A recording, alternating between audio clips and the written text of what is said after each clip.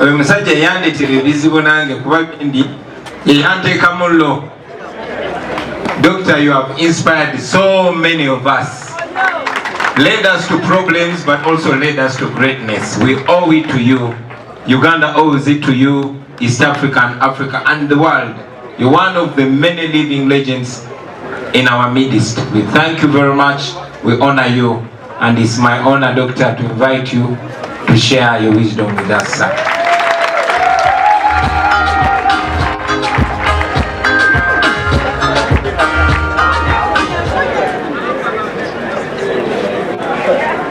Thank you very much, President Kyagulanyi.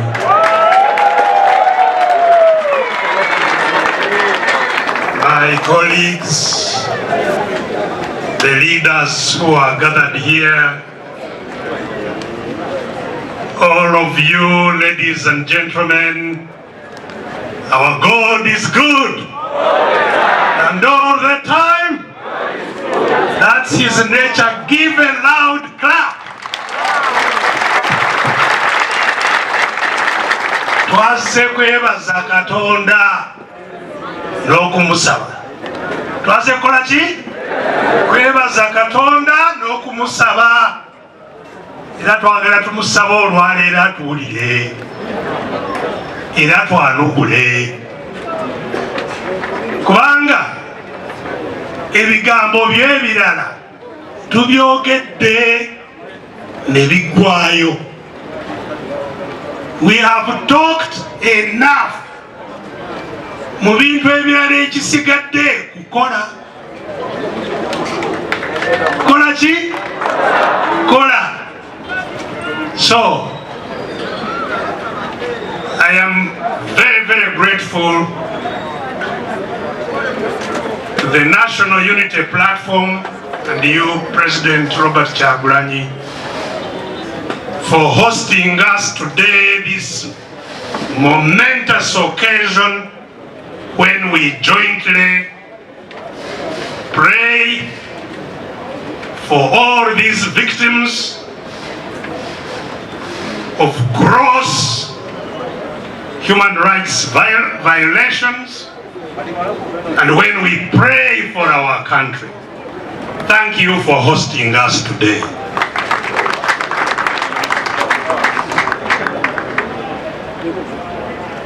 Era mwebale n'okuteekerawo amaka gano twandisabiddewa. Ne gye tusabira tewakyakola ki? Tewakyaliwo. Ebisaawe byonna baabitunda. N'ebisigaddewo tosobola kukola ki? Kubibeeramu. Mwebale kutukolera akasaawe. Netujja ne twogereramu. And I want to thank all the organizers of this function today. It's a very, very fundamental and great function to seek the Almighty. Thank you for all the organization that you have done. And I want to thank those who have prayed or led the prayers. We have all prayed.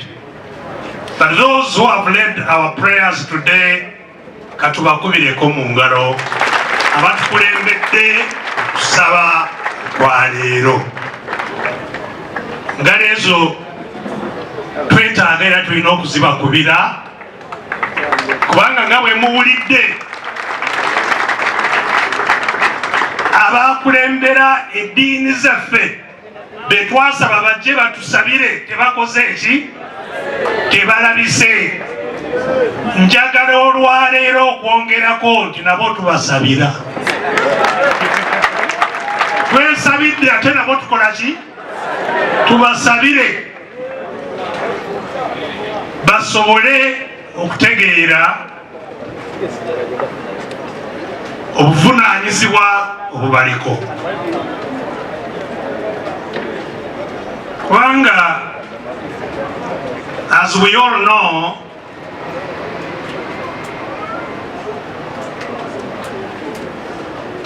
the faith that we all profess in our different religions talks about the equality of humanity, of all human beings. Eddiini zetusaba zonna ekimu ekizirimu ekisooka nti fena tukola ki? Twenkanankana, buli omu yenkana ne munne. Mu maaso ga Katonda fena tukola ki? Twenkanankana.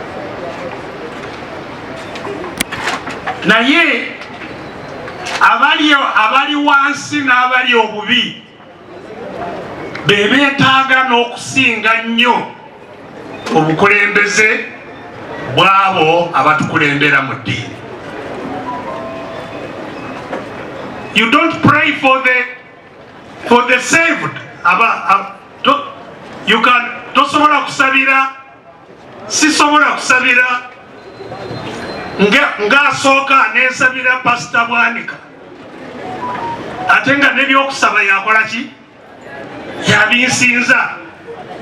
Gwe nsooka okusabira y'oyo atakola ki? Atalina ky'amanyi.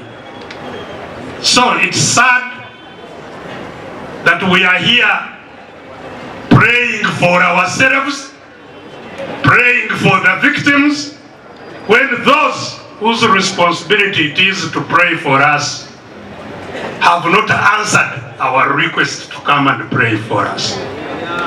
Of course, the senior leaders may be busy indeed, but in the whole hierarchy of religious leaders, no mubulizi, the lowest, the catechist, onakube ngoma. Naye n'olema okumuweereza ajja akole ki? Ajja twegatteko tusabire wamu. So it's really sad. I don't know what happened, but I consider that it is something that we all need to be concerned about. Human rights abuses actually is the reason we are all together and here. Not just abuses, but even seeking rights. We are together to seek our rights fundamentally. Tuli fenna kulwanirira eddembe lyaffe n'obuyinza bwaffe, si kyekyo? Tewali kirala ekitugatta kulwanirira ddembe n'obuyinza bwaffe. Kubanga tuwangaalira mu ggwanga lye tutalinamu buyinza n'eddembe eryo, lye tutalinamu bwenkanya, lye ggwanga mwe tuwangaalira. Nabagamba bwe nali wano juzi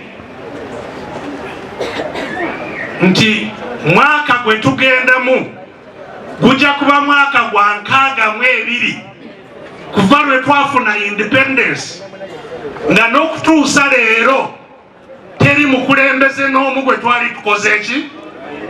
Twerondedde ne tuteekawo. Tewali mukulembeze n'omu gwe twali tukoze eki? Tuggyeewo. Ekitegeeza obuyinza okuteekawo omukulembeze tetukola ki? Tetubulina. Njagala tukitegeeraganeko. Obuyinza obuteekako mukulembeze tetukola ki? Oba tetunabeera nabwo. Myaka 60 myaka 62 tetulina buyinza obw'okwerondera mukulembeze oba kumuggyako. Ekitegeeza nti akalulu tetukola ki? Tetukayina. Kyogere. Akalulu tokola ki? Tokayina.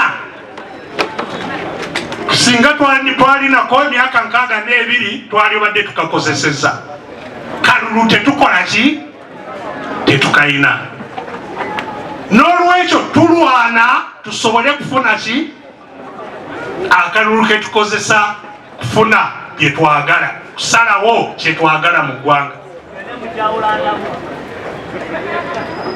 That is why we are struggling as a country.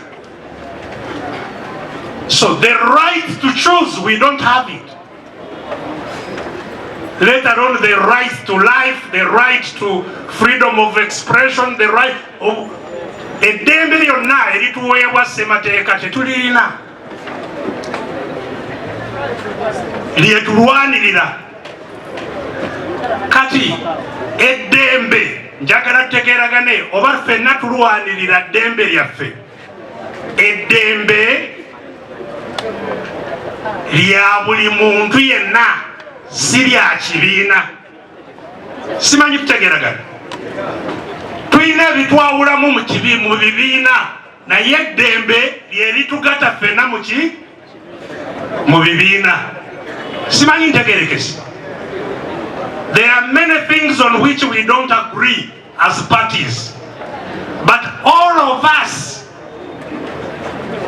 desire, work for or fight for our rights and our freedoms. Ffenna obuvunaanyizibwa bwe tulina. Era kye kitugasse wano. Rights are not partisan. Si kyakutwawulamu mu bibiina. Yensonga lwaki bannadiini bonna kibakakatako kulwanirira eddembe lya buli omu. Kubanga eddembe si byabufuzi nti byabufuzi bya kibiina, ddembe lya buli omu. One Archbishop bamutta. An Archbishop was killed here. He was not a politician. So anybody can face what these people who are here face. Buli omu asobola kubeera mu mbeera bwetyo. Ekitegeeza ffenna kitukakatako awamu. Si kya kibiina nga bannange bwe boogedde, wabula buli muntu yenna ayitibwa omuntu kimukakatako kulwanirira ddembe ly'obuntu. Bw'obanga if it for your right. Ate when rights are taken away, consequences are what we are experiencing. Eddembe bwe lituvaako ebiddirira bye bino bye tutunuulidde leero. Kubanga tetulina buyinza obusalawo, tetulina buyinza obubigaana, tetulina buyinza obubikyusa.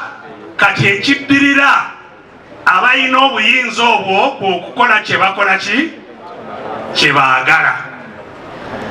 Bakoze kye baagala myaka 62. Ebivuddemu buli omu abiraba. We are now living in a country which is a typical apartheid country. Uganda is under a system of apartheid. Ngeyali South Africa. South Africa abazungu be balina obuyinza, abaddugavu nga tebakola ki? Nga tebalina. Ku nkomerero abaddugavu bonna babakuŋŋaanya ne babeerako we babakuumira ze bayitanga Bantustans. Ne babakolera ebifo mwe balina okuwangaalira. Nga tebalina ddembe lyagenda mu bifo ebirala. Apartheid nakati wano yetutambuza leero. Nga waliwo amasomero g'abaddugavu n'ag'abazungu. Waliwo amalwaliro ag'abaddugavu n'ag'abazungu. Nga abazungu ne baba nga talina mulimu bamuwa ssente ezimulabirira asigale nga ali bulungi. Ng'ekiri wano olwaliro. That's exactly what is in Uganda today. Museveni superintends over a policy of apartheid. Abaddugavu mu South Africa balwana myaka mingi okumenyawo apartheid, buli omu asobole kuba n'eddembe lya kugenda buli wamu, lyakufuna buli kimu naye nga balala bwe bakyagala. Took them a big fight. So bassebo ne bannyabo njagala nkutegeeze okweddiza eddembe, to regain your freedom, to regain your rights will not happen easily that somebody gives you. Tulina okulwana. ng'Abafirika aba South Africa bwe bakola ki bwe balwana kumenyaawo enkola ey'obusosoze. Enkola ey'obusosoze eri wano tulina okugirwanyisa butereevu. Tojja kugikubako akalulu egende. Simanyi tutegeeragana. Enkola ey'obusosoze tulina kugirwanyisa. Kansuubire nga bannange bwe mpulidde boogera nti nga tusinziira wano mu ssaala eya leero twongeremu ki tuteekemu giya tulwane kulaba nti eddembe eryo likola ki lituddira. Bwe tutalwane teri kufuna mirembe. Era nga bannange bwe bagambye tetujja kulwana ne tukwata mmundu. Sebo Pastor Dr. Bedi Bwanika esaala nagiwulidde nange ekitundu ky'esaala ekyo kiwasabye siri mujjuvu mukyo nti wabewo abalala batuwamba abali mu magye nti batutaase era bakole ki bawambe. Kubanga bwe bawamba obuyinza buva kwawambye ne bugenda kwakola ki ku mulala akoze ki awambye. Tetujja kufuna emirembeera. Yensonga lwaki ne bwe twalwana ne tuwangula ne tuva mu nsiko ne tuwangula amagye agaali gatta abantu era twatuuka ekizibu ne kisigala nga kikola ki nga kigenda mu maaso. Kubanga twawangula bawambye naffe mu kuwamba. Olwaleero twagala tuwangule abawambye mu kununula kwennyini. Era nga kisobokera ddala ab'amagye ku luno be balina okutwegattako nga tugenda. Be balina okukola ki? Ate nze njagala mbakakase kubanga era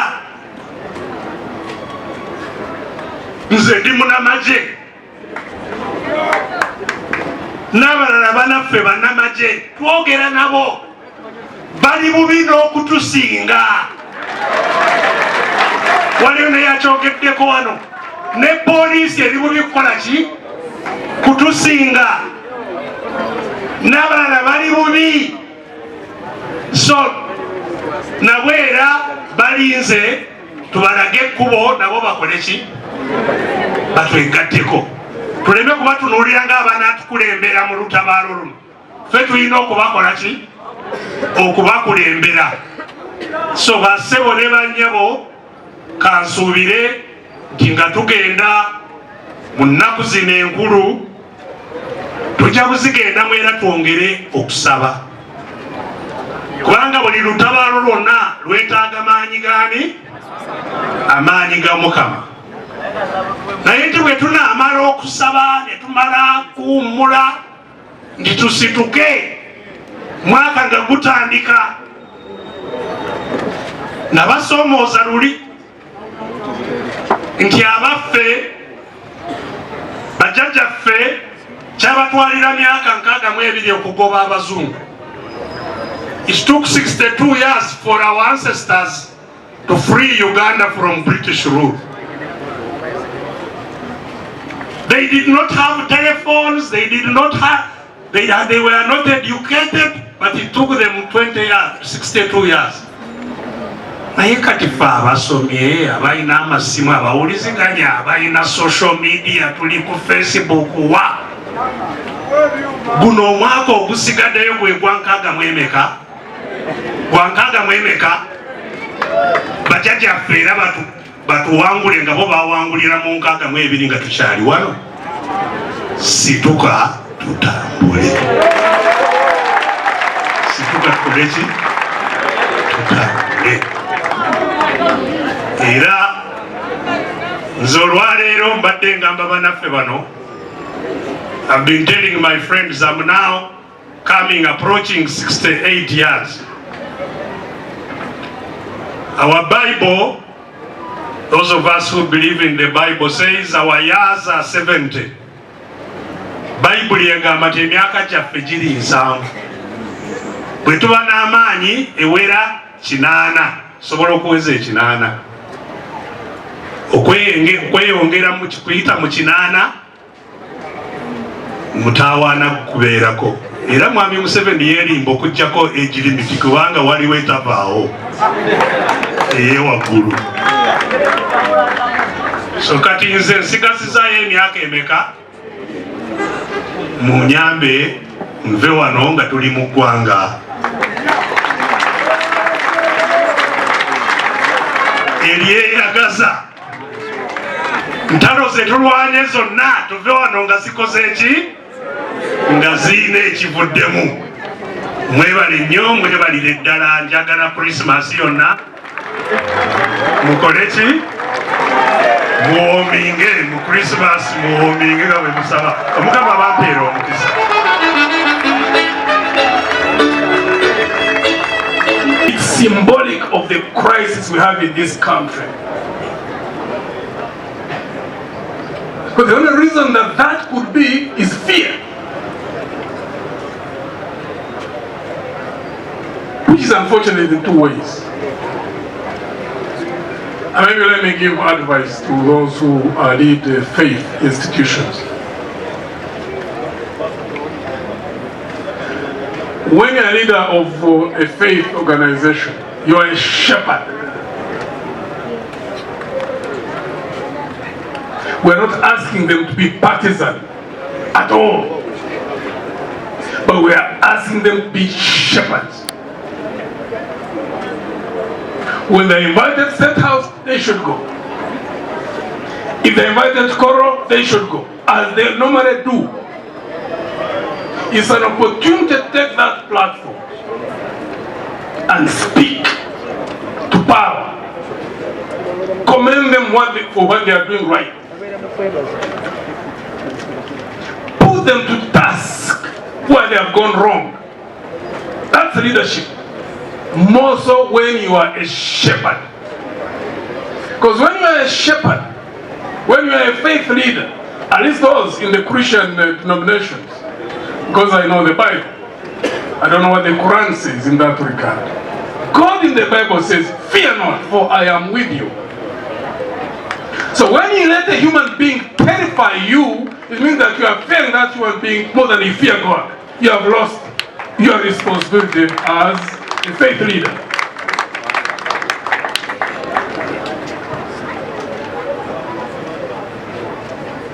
And in a sense, you lose the opportunity to take the moral high ground. A day like this one is an opportunity for the faith leaders to take the moral high ground. Go to occasions of government where we invite you. Go to events of the opposition where we invite you. Speak what you believe to be the truth. Where you think we have got failures, don't hesitate. Read us the riot act. As much as you do it to them, do the same to us. Then you take the moral high ground.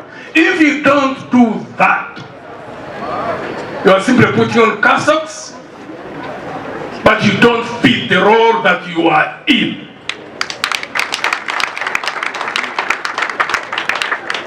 There's no way you can be a representative of God on this planet and you fear a human being. That means you are not walking by faith. You are walking by sight. We are going to put you in our prayers.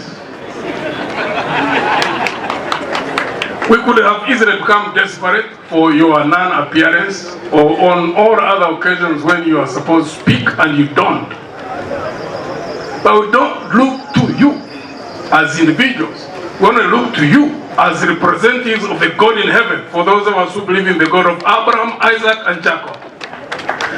And we know since history, since the beginning of man, when God find that his instruments on earth have failed him, he always has his ways.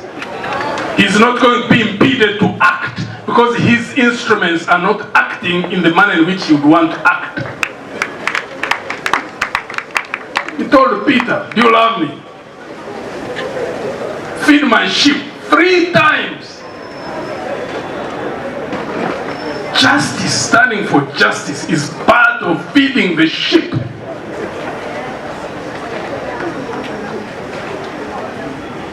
My hope is that those who occupy those positions will also wake up. Because if you don't speak, God can make stones speak.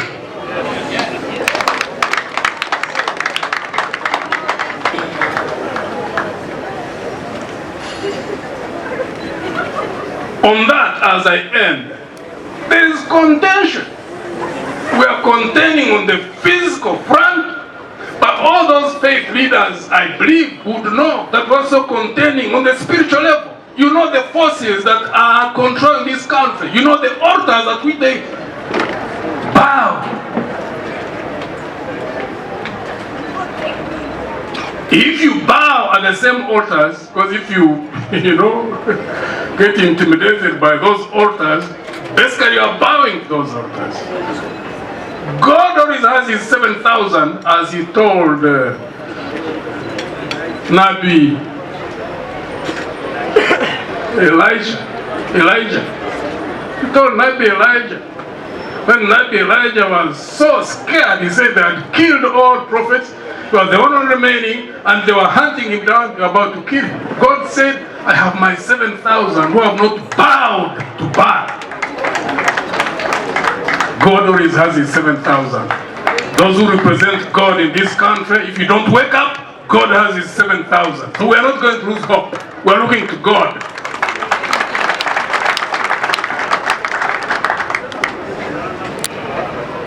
Finally, the third part.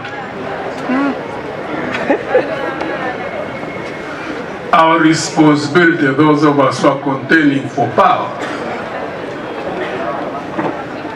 is to break this vicious cycle, because we've been in it over and over.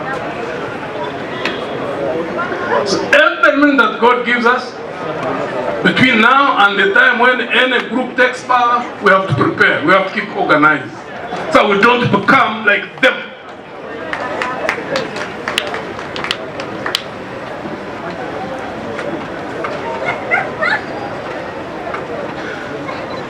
It's a tough situation that you find yourselves here in Loop. There's no doubt about that. It's tough, it's emotional.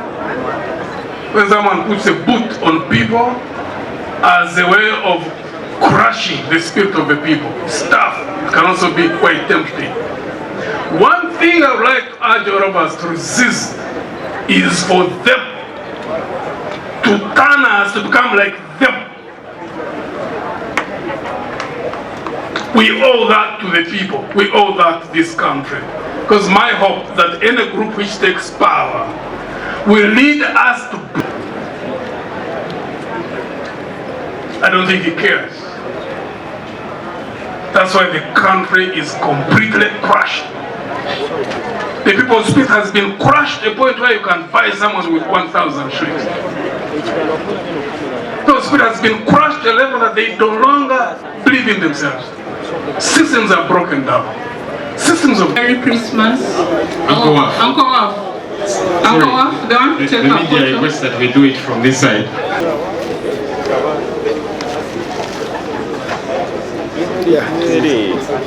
Uncle Waf, tubagaliza Christmas ennungi. A Merry Christmas, even when we know it might be impossible under the circumstances, but we shall continue. From Dr. Chiza Besigye, Amoti, we're in Port Potro and he's Amoti, by the way. I think you can stand there for the photo. Doctor, just step there, okay?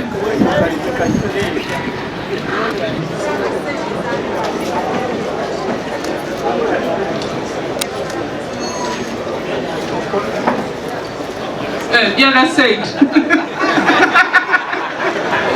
You know, General is an army man. They do things quick. Very much welcome. This is ono gwe tugenda okubanja nabbanja.